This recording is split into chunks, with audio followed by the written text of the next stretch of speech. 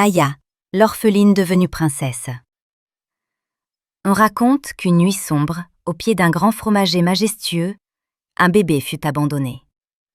Cet enfant s'appelait Naya. Enveloppé dans un vieux tissu, son premier cri se perdit dans le vent. Les anciens disaient « Son destin est écrit dans l'écorce de cet arbre sacré ». Recueillie par une tante, Naya grandit sans amour.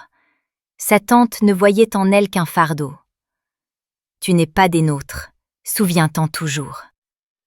Les enfants de sa tante se moquaient d'elle, la repoussaient, riaient quand elle portait de lourds seaux d'eau ou quand elle trébuchait sous un fagot de bois plus grand qu'elle. Le soir, tandis que les autres dormaient dans des lits confortables, Naya s'endormait seule, près d'un foyer presque éteint. Au village, c'était pire encore.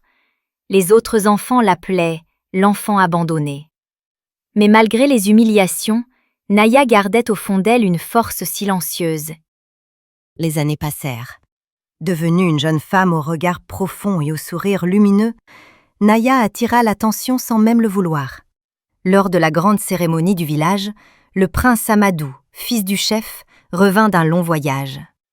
Entouré de nobles et de chants, il croisa soudain le regard de Naya.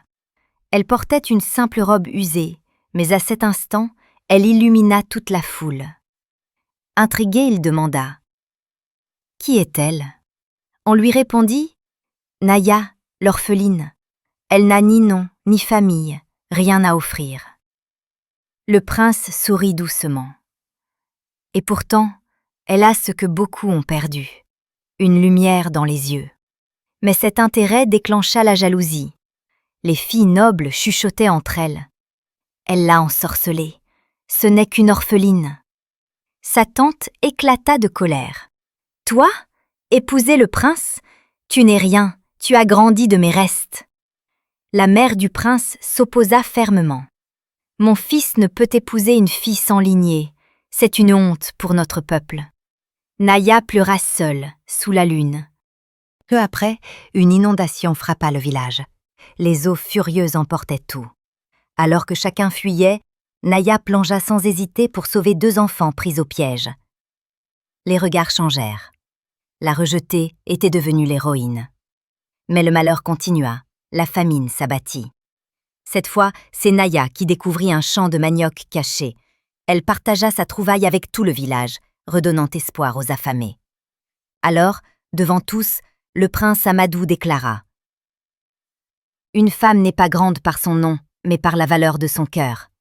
Je choisis Naya. » Sous le grand fromager où elle avait été abandonnée, on dressa l'autel du mariage. Les tambours résonnaient, les femmes chantaient, les enfants dansaient. Naya, parée d'un magnifique pagne brodé, avançait aux côtés du prince. Les anciens murmurèrent « Celle qu'on rejetait est devenue la reine de nos cœurs. » Dans son palais, Naya ouvrit les portes aux orphelins. Elle leur offrit ce qu'elle n'avait jamais eu, un foyer, de l'amour, une famille.